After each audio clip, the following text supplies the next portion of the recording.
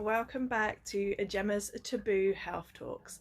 So today's video, as you have seen by the title, is all about erections and erectile dysfunction.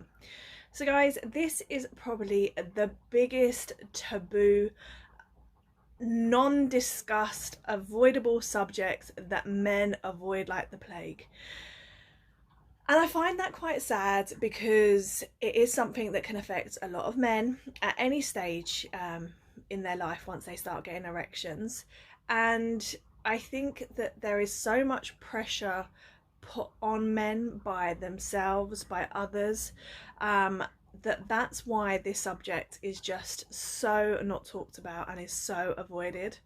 So what I'm going to do is I'm going to start this film by talking about erections in a whole. Why they happen, how they happen. I know a lot of you that have got willies out there will already know these things, but it might actually educate some other people, your partners, you know, about how to actually approach this subject and how to deal with when things might not be going right, and you know what they can do to support you through this. And then I will go on to talk about erectile dysfunction. So as I said, one of the biggest non-spoke about subjects that men will face in their lifetime. Not everybody will face it, but a lot of men do go through a period of time where they are unable to either maintain their erection or keep an erection at all. So guys, let's get started. Okay guys, so the penis itself is made up of two chambers, and these chambers extend from the head of the penis all the way deep down inside to the pelvis. And inside these chambers, they're made up of like spongy tissue, and that spongy tissue gives the ability to gain blood volume and grow. So when you're out and about doing your normal day-to-day things, the blood vessels that are inside the chambers of the penis keep blood flowing around the penis, keep the tissue nice and healthy. So when you do become aroused sexually, what will happen then with these chambers of the penis is a physical and mental response actually happens within your body. The brain sends signals to respond a hormonal response, and what that then does is it makes those arteries that are in the penis expand and open completely. So the open arteries allow more blood to flow into the penis. The blood enters faster than it can actually leave through the veins, because the veins are getting compressed by the erection that's happening. So that is trapping blood within inside the penis. And basically it's called a chain reaction. And that's what achieves and maintains a man's erection. So when the brain stops sending the signals that would indicate sexual arousal, the hormone response ends, your arteries will go back to their normal size and state, and that will indicate to the body and brain that the penis then needs to go soft again or flaccid, and that will be the end of the erection. And that's quite a simple way of explaining it, and there are loads of technical names, like they go really in depth with the science of it, and they talk about the chambers of the penis, and it's really in depth. So I just wanted to make sure that I kept it as simple as possible, so if there are some young men watching this, that they also understand the actual process. I didn't want to make it too technical, and I just want everyone to be able to understand why and how you have an erection. And I actually wanted to give you, when I was doing some research about this, it's quite an interesting topic, guys. You know, like there's a lot of men that are very ashamed of talking about issues that they have in the bedroom. And again, like I've said to you before, I think that's quite a difficult thing to, you know, read and listen to as a woman and also as a clinician. Because I feel no one should be ashamed of their body. No one should be ashamed of things that they're going through. And when you look and listen to the stories, it comes down from the shame that other people are giving them. So I would like to pick that up a little bit more in the video a little bit later, but I just wanted to give you some really interesting facts that I found along the way, which I found quite funny in some senses, but they're not funny, so I do apologise to the boys, but also I thought it'd be some good education for you guys. So guys, did you know you can actually break your penis? So of course there are no bones within inside your penis, but what can happen is the blood vessels that carry the blood to the penis can actually burst, and that can stop your erection from working as well, and it can make you flaccid. So if you are having sex and you are having sex quite vigorously, just be careful, guys, because if the penis does not go in the vagina properly, it can cause the tension, and it can cause the penis to bend in the wrong way, and can cause what we say, the penis to break. And when this actually happens, guys, it can be really, really painful. The penis can swell, it can become extremely tender to touch, and can become really black and blue, because obviously there's blood under the surface. So your normal skin color penis can turn completely bruised. It can, and it will fix itself, but it can take a while, and just in that process can be really, really painful. So there's a running joke about men thinking about sex a million times a day, and actually, you know, something that I found out, which I found was really interesting, is how many times men will have erections while they're asleep. So on an average, a healthy male will have 3 to 5 erections while they're asleep.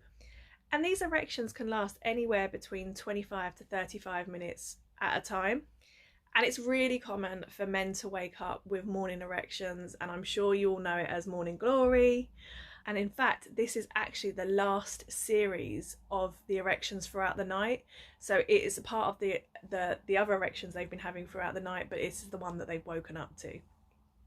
So the cause of nighttime erections is not fully understood, but what has been found is it's very closely linked to the stages that we go through in sleep. So the stage that we go through where we're having the rapid eye movement, this is when dreaming is most common. So this is when your mind is most at its free, as they say, and you can have, in that process is where, as I said, your mind is at its most free. So you can recall women that you've seen in the day, think about things that, you know, are playing on your mind, but it's normally within those processes that you will have these erections throughout the night. But the biggest thing that I found out while I was reading about nighttime erections was doctors say while you're having nighttime erections, that's a really positive sign to show that your penis has good health, the blood vessels are working really well, and it's a really positive sign. So ladies, I know it can be quite annoying when you're getting woken up with an erect penis being thrust in your back, but it just shows you that your man's willy is working well. So thumbs up to that. So guys, and ladies, this is going to be, as for some of you, a real downer. So the myth that foot size is linked to penis size is just that. It is a myth, and it is not correct. And this has been researched massively, which I also find really interesting, by the British Journal of Urology International. So they've actually gone out and done studies about men's size of their feet compared to the size of their penis. And again, guys, it is a myth. It is not true. There are lots of men that have large feet that do have large willies. There are men that have smaller feet that have large willies. There are men that have large feet but small willies. So it is just how the body is made up. Not everyone with big feet is going to have a big willy. I do apologise if that's what you're planning for, ladies, or men, but no, that's not always factual. And I'm going to read from my bit of information that I had, because the average penis length within that group of men and young men, so there was 104 men that were looked at in this study, and the average penis length in that group was 13 centimeters, which is 5.1 inches when soft, and gently stretched. An average British shoe size was a size 9, which is a 43 in European size. So, but research found that there is no link between the size of your shoes to your penis length. So guys, really sorry, you know, be honest. You're not always, because you've got big willy means you're going to have, just because you've got big feet does not mean that they are going to have a big willy.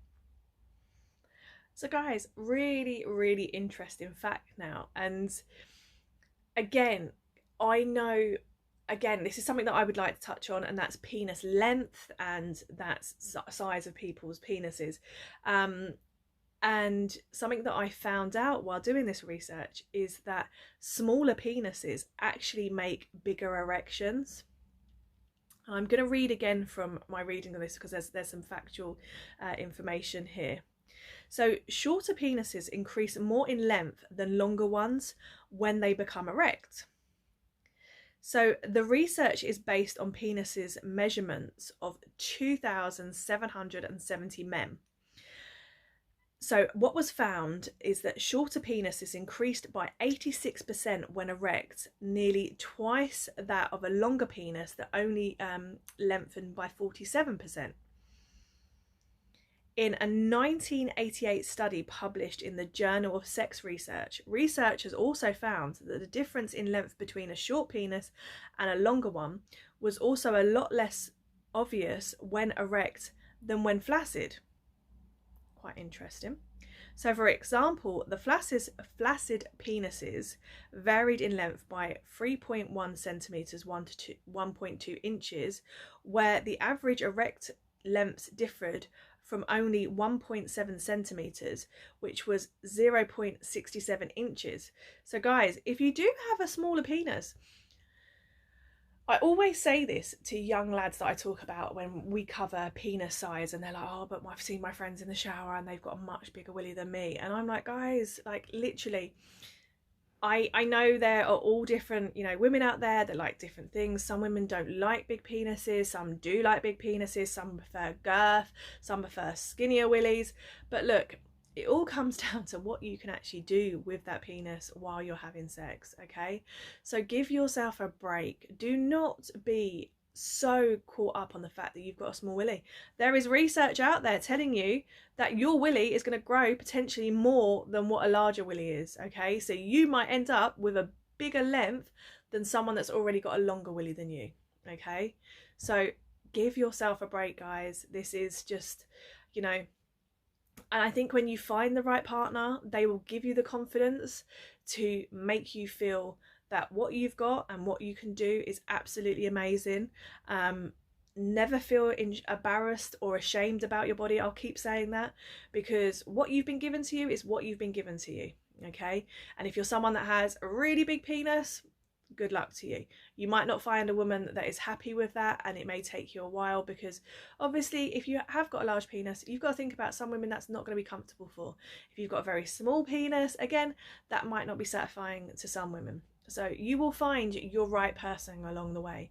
Never give up. Never give up on being happy, and never give up on learning how to pleasure yourself, and also your partner is really, really important. But I think by having open and honest conversations along that can really open up how to make each other happy. So guys, don't ever feel ashamed or embarrassed, no matter what your size of your penis is. You know, there is someone out there that is going to make you feel absolutely amazing about yourself and when you're in bed. And guys, my last really interesting fact is people assume the willy is a muscle because it contracts and it gets harder like muscle does. But the willy, the penis, your cock, whatever you want to call it, does not have any muscle in it. And that's why it can't be moved very much when it's erect. It just goes into one hard position. So as I told you already, the penis is actually filled with sponge-like tissue. And when the blood fills it, that's how it becomes hard and erect, because the arteries fill it with blood. The vessels then restrict and they can't release the blood quick enough. So that's how you form your erection. So guys, they're just some really interesting facts that I found along the way. And what I'm going to do now is I'm going to move on to something that is called erectile dysfunction. And as I said, I know that this can be a very personal subject for anyone that it affects, and that can be yourself, it could be your partner, and it can be very telling on some relationships. It can become so challenging that men will withdraw from having sex. I read a really heartbreaking story of a guy that was actually in his 40s that went through some medical issues, was on lots of different medications, and basically were a reason why he was having erectile dysfunction. he actually got divorced from his wife because he felt that he couldn't satisfy her anymore. She loved and adored him, and even though they got divorced, they still have the most beautiful relationship together. They still have sex without any pressure attached to it, like he's not pleasing his wife. And I think a lot of the things that I've read and learned by this topic is how much pressure is linked to it. So as we talk about erectile dysfunction, I am gonna keep saying it, guys. Give yourself a break. There are many medications out there that can help with this, and there are lots of different things that I'm going to cover shortly, but I'm going to say it and I'm going to keep saying it, because if you are someone that is a partner to someone that is suffering erectile dysfunction, I can only imagine how frustrating it is for them. Okay, like I know how frustrating it was for me not to fall pregnant. Okay, because as a woman, that's what you're tasked at. That's the good thing that you can have. You know, you're designed to have a baby. You know, and when I went through the frustration of not being able to fall pregnant naturally, that was really, you know, a mental block for me and my husband. Like, all I wanted was a baby, and that was the worst thing ever. So that's the only way I can compare this, is because the frustration of someone saying to you, well, you're a man, you should be able to get an erection, you should be able to have sex, like that's what you're there for, that's what your cock's there for, you know, your willy is meant to get hard. So I can only compare it to that, as I understand that type of frustration, and it could be a lot worse than that. But I just think, support them as a partner through this. Find your little niche of how you pleasure each other. Find a way of making them feel okay, that, you know, sometimes or times that they may not be able to get an erection, or they may not be able to keep their erection. But by being open and not making it a judgmental conversation, not making it a pressured conversation, making them know that you love them and you're always going to support them no matter what. You know, there are so many other ways that men can actually, even if they don't hold an erection, can have an orgasm. So there's lots of things that you need to be looking into and researching about that. There are loads of sex toys out there that you can pleasure your partner with if you can't keep an erection. You have fingers, there's lots of things out there, guys. So just give yourselves a break, okay? Because the big part of erectile dysfunction is the mental side of it and the pressure that is put on yourself by yourself. So let's look at erectile dysfunction in more detail, guys. So erectile dysfunction, or erectile problems, there is a really horrible name for it and I hate it. But it's impotency, and I hate that word. I just think it sounds horrible. But it's the medical term for it, basically. And guys, they're really, and women, these problems are really common, and particularly in a group of men that are over the age of 40. And guys, most of the time it's nothing to worry about, but if it is something that continuously happens, then you should go and see your GP. You also should go and see your GP if you're under 40 and having episodes where you can't maintain your erection, or you just cannot get an erection. So guys, I've explained the physiology behind it. So the blood rushes into the penis, it gets trapped, it gets hard, and then when that process of hormonal stimulation is gone, the veins will then be able to release the blood back into the body, and that's how the penis becomes soft again. So the things that I wanted to discuss with you is actually, why can men have these problems with maintaining their erection? Because it seems quite straightforward. The blood just goes there, does what it needs to do, and then releases. But there are some things that happen within our bodies that can cause those issues. Okay, guys? So if you fail to keep an erection, or you just cannot have an erection, these might be the reasons behind it. So stress is the top indicator, when I was doing research, that can cause you guys not to maintain your erection. Tiredness and anxiety, drinking too much alcohol, taking drugs, a lot of class A drugs can cause problems with erections. an actual normal medication that's given to you to treat other health conditions can have an interaction with how the blood flows to the penis as well. So guys, like I said, there are some men that this will happen to once in their life, and for whatever reason it never happened again, and that's life, and that's what happens. But there are some men that this continuously happen to, and like I said, so if you're someone that's under 40 and it's an ongoing issue, please go and discuss it with your GP. And if you're someone that's over 40 and it's happening more frequently, again, you need to discuss that with your GP. So if you do decide to go and have a chat with your GP, I'm going to talk to you about what's going to happen at that appointment, because some men freak out by this, and that's one of the biggest reasons that they refuse to go and talk to anyone about it. So the first thing your doctor or your clinician is going to do is they're going to want to talk to you about your lifestyle and what you think could be going on in the background that might be affecting your penis to get erect. They're going to carry out basic health checks. So they're going to do your observations. They're going to be making sure that your blood pressure is okay, your heart rate is okay. They might test your blood sugars, but they're going to do like a general MOT on you. And guys, they will want to look at your willy. They will want to look at your willy, and they want to look at your testicles, because what they want to do very quickly is rule out that there isn't any type of cancer, or there isn't anything that could be causing this medically, to stop your penis getting erect, basically. And if you are having other symptoms, like if you need to pee a lot, the doctor may also want to do an examination on your prostate. And as I said, this can indicate some other issues. So you could have a growth of prostate tissue that could be causing issues with you being able to pee, but could also potentially be blocking blood traveling through to the penis for it to get erect. So it's really important, guys, that when you do see your GP or your clinician, that you are open and honest about everything that's going on in that appointment. So guys, there are treatments for erectile dysfunction, and they can be very simple medication. They can be some CBT talking therapies. They can be couple therapy as well. So I'm just going to go through a few of the ones that I've got listed. So I will look down, so I do apologise, but I just want to make sure I'm getting this right. So problems that are caused by narrowing of the penis blood vessels. So that might be high blood pressure or high cholesterol. So there is, in the UK now, we have got so many people on medications for just those two topics alone. So guys, if you are someone that is experiencing that, this is something that might come hand in hand with it.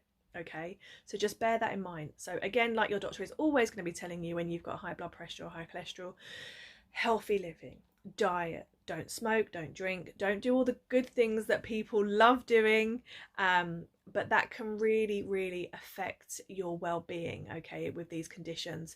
And there are very simple things that you can do to try and reverse the complications that come with these conditions. So your doctor or your clinician may recommend that you go on some medicines to lower your blood pressure, some statins to lower your cholesterol.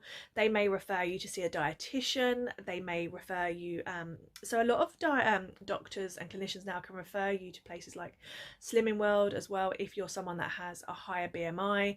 So there's lots of things: healthy lifestyle, eating better, dieting, not dieting as in going on a diet, but a better diet as well, making sure that you're getting all the 5 a day that you're meant to be, and bits like that. So guys, that is quite a simple reversal of, if that is the problems that you might be experiencing. So there's actually, as men will go through hormone imbalances just as women will. So guys, this is really important that when you're seeing your GP, they will also do bloods for you and make sure that everything is on track and everything hormonally wise for you is what it's meant to be also. So if it comes back that there is a problem with your hormones, what they can do is they can give you some hormone replacement. For example, they would give you testosterone, okay, and that can really help with the flaccidness of the penis and can help maintain an erection. So as I said, guys, there are many conditions that are out there that you will be on medication for, but the side effects that come with that medication could be the fact that that is the part of the reason that you're not maintaining an erection. So if you are on a medicine and you notice that one of the side effects is problems with erection, please go and have a chat with your GP, your consultant, whoever put you on that medication, to see if there's anything else that they could prescribe you that may not have those effects. Okay, so like I said, guys, there are other things out there that are nothing to do with medicine, and if it is that you're feeling really stressed or having anxiety, rough patch of your life, then very simple, talking to someone. I know I say simple and that sounds really patronizing, but for some men, they don't even realize how stressed they are until they talk to someone. And then once they go for counseling or they just talk to someone, you know, it doesn't have to be anyone that actually is linked to you. Could be the fact that you're having an appointment about stress and things like that, and you can cover this. So again, be really open and honest, and some men will come out and feel like that weight is lifted. Guys, if anyone has seen my grief journey video, I cannot explain to you, once I openly spoke about how crap I was feeling and how craply confused I was feeling, my weight has been lifted. I've been able to talk openly and honestly to my nan about how I feel. I've spoken to other people about how I feel, and I've also just sort of come to terms with the fact, I always knew that my granddad wasn't coming back, but I've sort of come to terms with that now. So what I want to get across on this video is talking potentially for you might be the key that opens up so many avenues for you and might make you feel so much better. So make sure you're talking when you need to talk. So guys, let's talk about Viagra.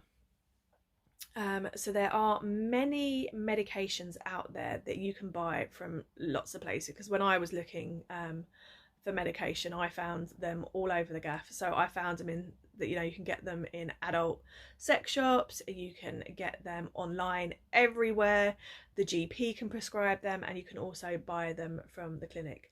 But Viagra is a licensed medication for erectile dysfunction.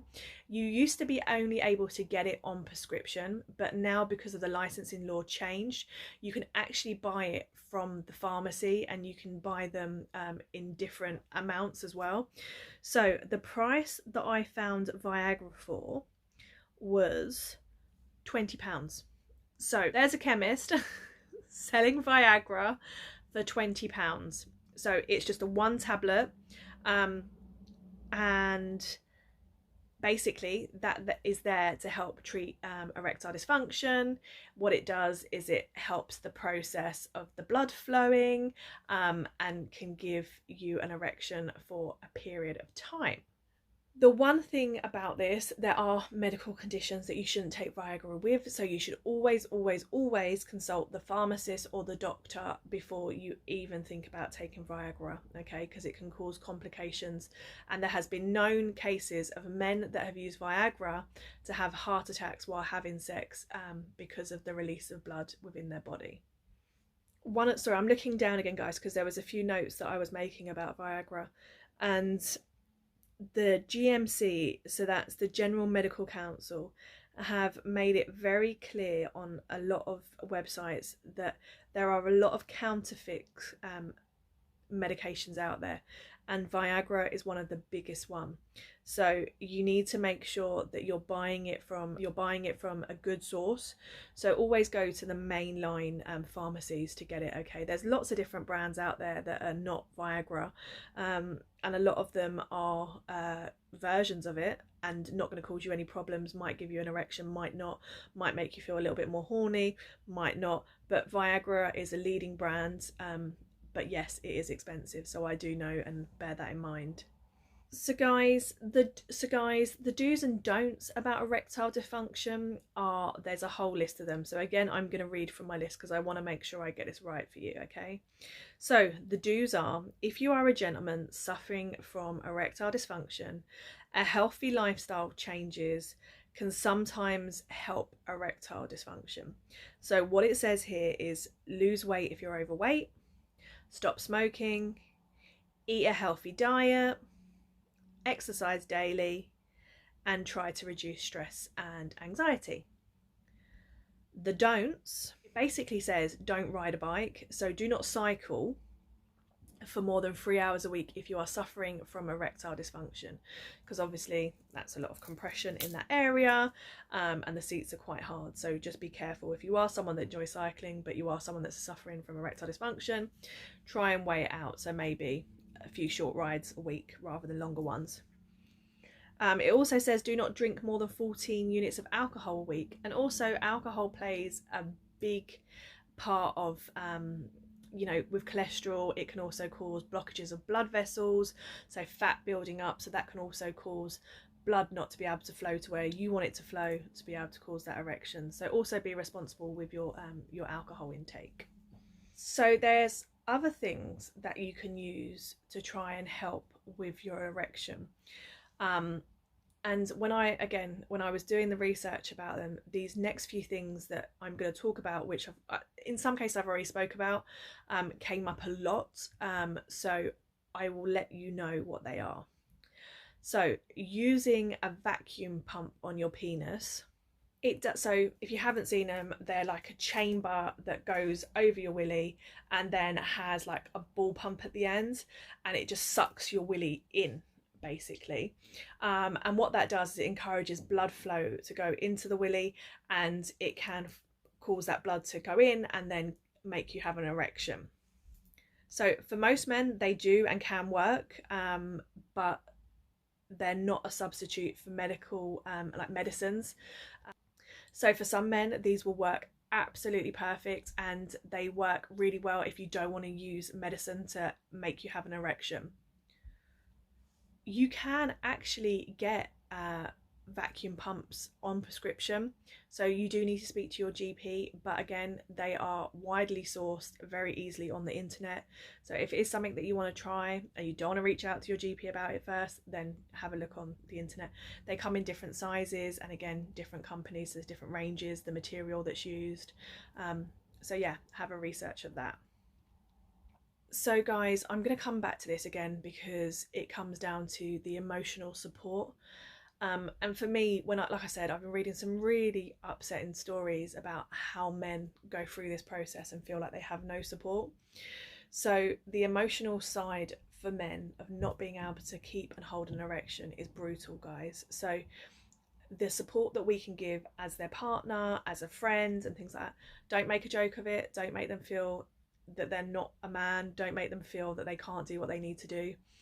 You know, maybe just listening and talking to them, and maybe talking about, if you're a guy to guy, talk about suggestions that you've had, you know, things that work for you.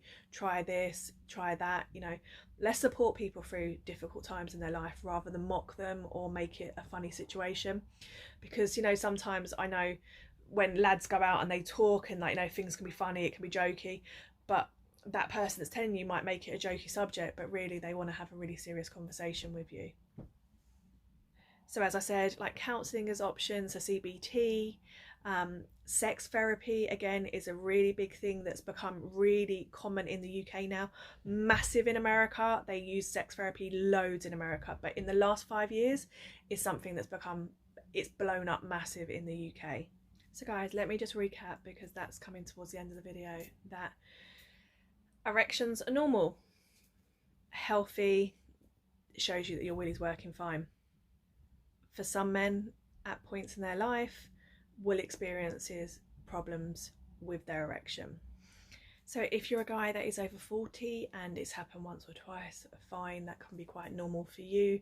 But if it's happening more often, then definitely go off and see your GP.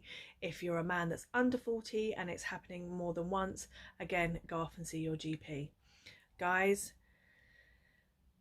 be open and honest. Make sure you're talking about these things with the right people, okay? Because you will talk to people that just find it a funny subject, but please find that person that you can talk to, because that, like I said in the video, that might be your key, okay, to open many doors for a successful erection. So guys, I hope that this video was useful to you. I hope that you might have learned something, and be happy and safe, look after one another, and like always guys, if you haven't subscribed to my channel, please subscribe to my channel, please. There's quite a few videos out there now.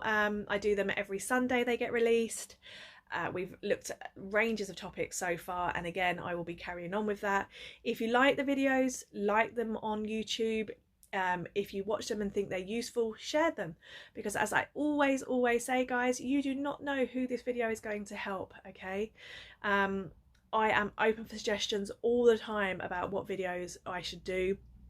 I've got a whole list of videos that I'm working my way through anyway, but if there is anything particular that you would like me to see me talk about, you know, if there's any questions you want me to answer, please guys, please send me your requests. Okay, I hope that you all have an amazing Sunday. I believe this week coming, if you're in the UK, is going to be beautiful. On the 17th of September is my birthday. I am going to be shamefully looking for happy birthdays after this. So next weekend, I'm actually being taken away by my lovely husband for my birthday. So there may or may not be a video. I may shoot a video actually early in the week, and then release it on Sunday. I am not sure. I will see what happens. So if you're around on the 17th, send me a birthday love. It'll be very appreciated. But if I don't hear from you, thank you so much for your support as always. Be good, be safe, and let's carry on talking. Let's get rid of these taboos and let's make this world a better place. Have a great day, guys. See you soon. Bye.